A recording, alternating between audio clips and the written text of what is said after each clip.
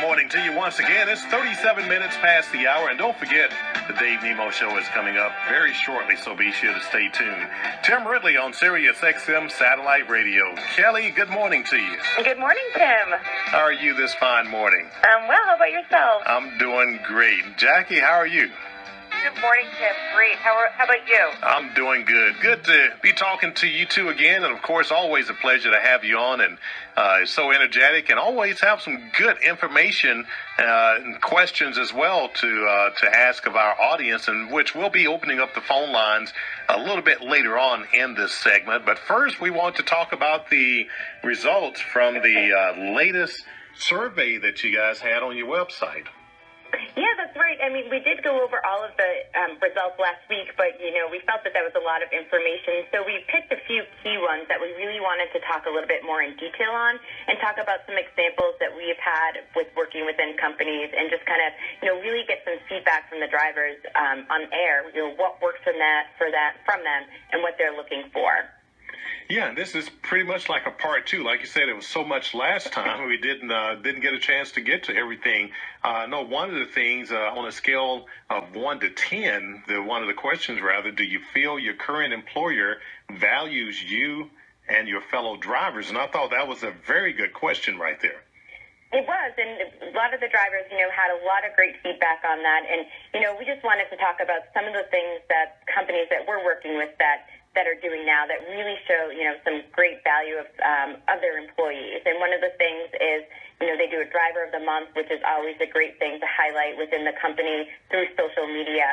Another company that we're working with has a lease to hire program.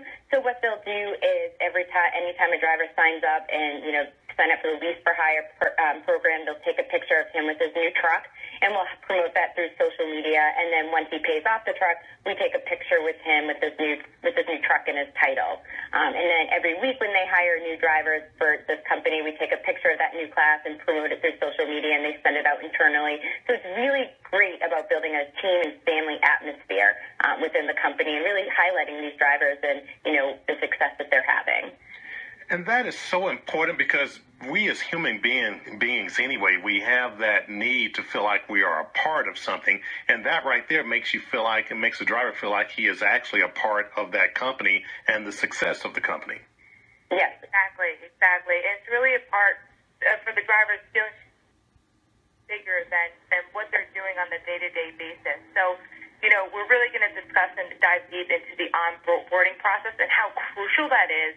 It's a great time to make sure that the companies introduce as many people in the organization as possible so that the drivers know that they have a point of contact each day while they're on the road. And Jackie, that right there is very important too, because if a driver feels like he has someone to talk to or to turn to if he or she has a problem, it makes a huge difference in how they feel about the company they're driving for.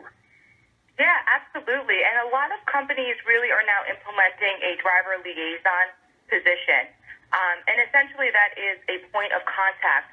So within the first 90 days, that really is the highest turnover rate in the industry. And what it is just a misunderstanding. And it comes down to basic communication. So when carriers bring on a driver liaison or someone in the organization as a point of contact, that can be available to the drivers at any time with any questions that they may have, it really, bridges the gap between the communication issues that may occur on the road. It makes all the difference in the world. As a matter of fact, that title, that was part of the many titles, many hats that I wore once upon a time, and I was a driver liaison as well. And I remember when a driver called me, I had countless drivers tell me this. Well, Tim, thank you so much for being there for us, for someone to have a listening ear, a shoulder to cry on, someone that we could come to should we have a problem. And I remember just listening to one driver after another, how much that made, how better that made that driver feel. And it does make all the difference in the world. Yes, it does.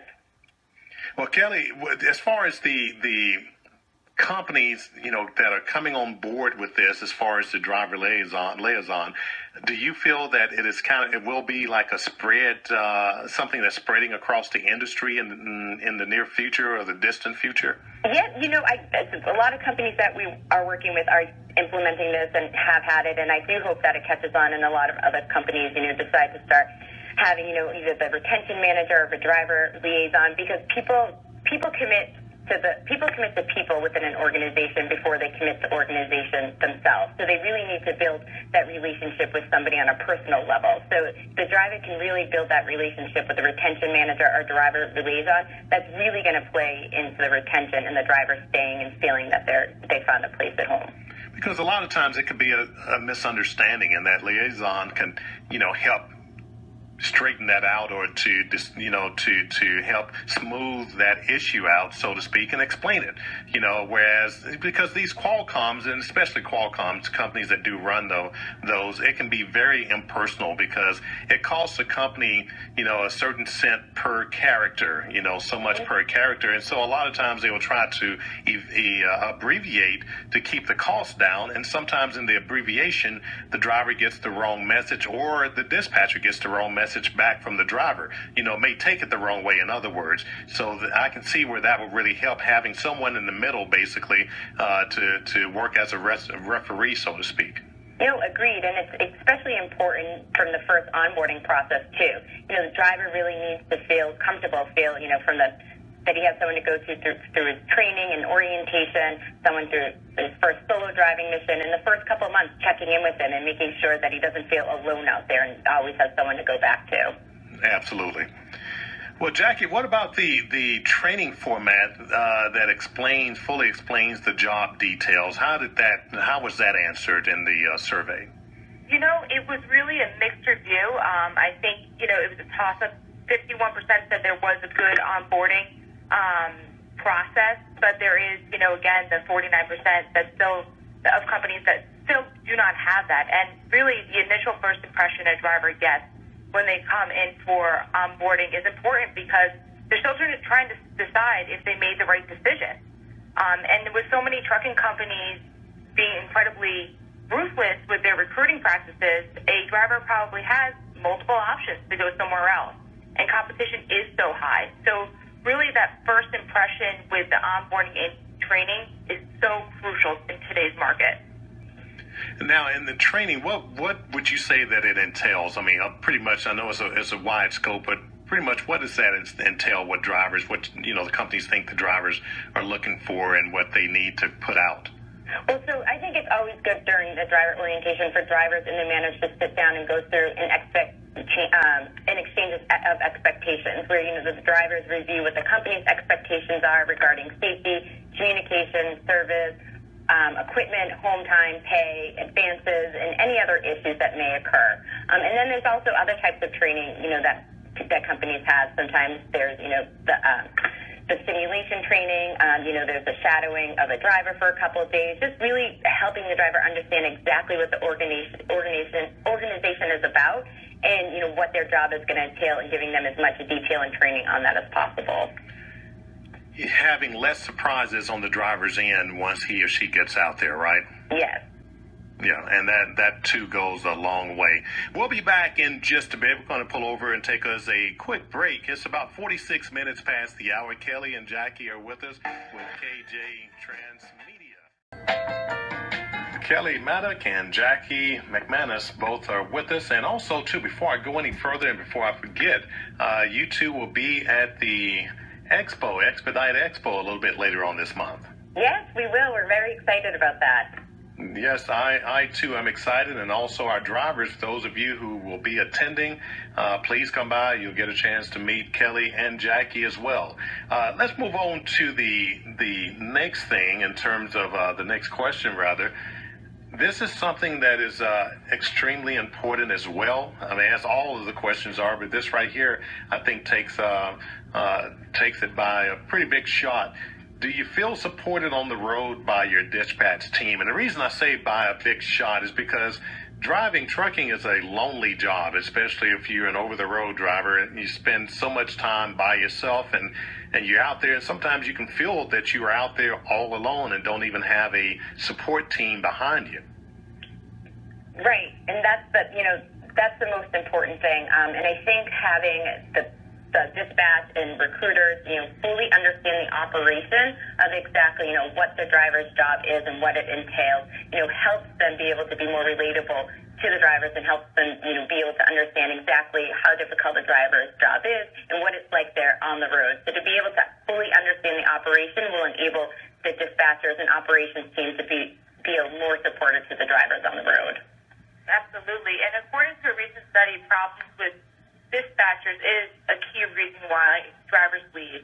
And the orientation and the onboarding process, to go back to that, is really a key way for the company to explain how dispatch works, how to talk to the dispatchers, how to ask for their opinions, how to deal with delayed at a customer, and how to deal with any disputes or miscommunication.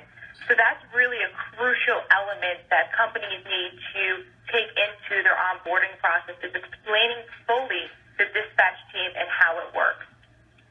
And Jackie, with that being said, I think would be a good idea too. And I know it's hard for some companies to do this because they have, remote facilities in terms of terminals where they hold orientation and where their dispatching may be done out of the corporate office. But at the same time, I think if any way possible, it would be good for the driver during orientation, maybe the last day of orientation, for the driver to meet their dispatcher face to face and sit down with him or her at their computer, and that dispatcher explains to the driver, what he or she does and the freight process and things like that. I think that would help in the beginning stages, as you just mentioned too, in terms of describing what happens. Yeah, in 2015 we have the technology really to like you said, sit down at a computer and Skype and be able to communicate with corporate or wherever the dispatch team is. And one of our customers actually, part of their onboarding process, which we really liked, was they had the driver actually go through the corporate office and meet with key functionalities in each department. So they met with billing, they met with HR, they met with sales and marketing. And it was great because each division was able to explain where they were coming from and how important the driver was to them and how the team and the company worked together. And we loved that. We thought it went over tenfold. It was tremendous, and the drivers really appreciated that because they got to know not only the recruiters and the dispatch, but they also got to know who's sending them their paycheck and important things that they need to worry about and be concerned with while they're out on the road each and every day. Yeah, absolutely. And Kelly, I in terms of what Jackie was saying as well, and it makes the driver feel, again, that he's a part of a team, and we all like to feel that. And to make that driver feel that he is important, he's an important part. And one of the things I used to say so often when I worked at a trucking company or for a trucking company is that I would say, we have a name a name of our company on the outside of our building, but without you drivers, that name would mean nothing because we still have to get freight delivered, picked up and delivered, transported. So you make this company, and that really that instills a sense of pride to that driver. Agreed. And, if everybody can see, how everyone makes, the freight delivered from, a team perspective, so the driver coming in and seeing how it works internally, and then, the internal team understanding, how a day in the life of the driver is, only makes the team stronger. Absolutely. Let's revisit just quickly back to the orientation. I have seen a lot of cases where we lose drivers right there in orientation on the first day. Reason being is because the recruiter says one thing, and then when the driver gets to orientation, he or she hears another thing totally different than what the recruiter initially said. And that right there causes a lot of problems and a lot of anguish because the driver quits his other job and he's losing money. He or she is losing money to come there, to sit in orientation just to find out that something was, they were misled in one way or another. Yes, and that's a huge problem. I think that goes back to making sure that the recruiters themselves fully understand exactly how the operation works and exactly what the job entails. This way, when the driver walks through the door, he understands exactly what to expect, and he hasn't been sold on anything other than the exact job and the truth of what the job is. Absolutely. One of the other questions, what driver retention tool would you like your current employer to add? Jackie, you want to talk about that? Yeah. So that question was really great.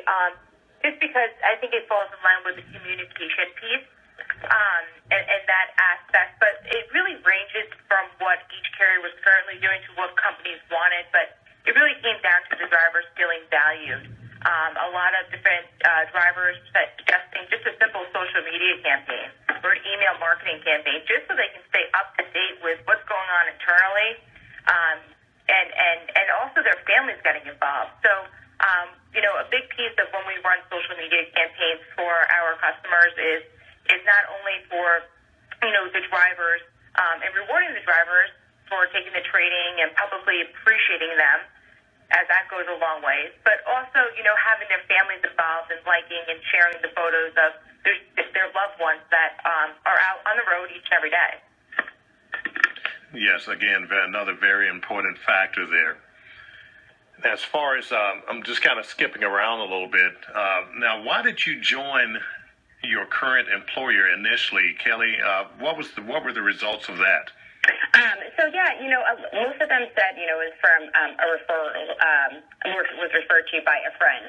So that's, again, goes back to word of mouth. It's really good about building your reputation and having a good word, within your current driver pool, and then to your prospects as well. So it goes back to, having a good retention program in place, a good social media campaign run, treating employees with value. So all of the things, tie into when it comes to, recruiting new drivers. You got to make sure you're doing all those things right on the inside so that you get good referrals from your current drivers.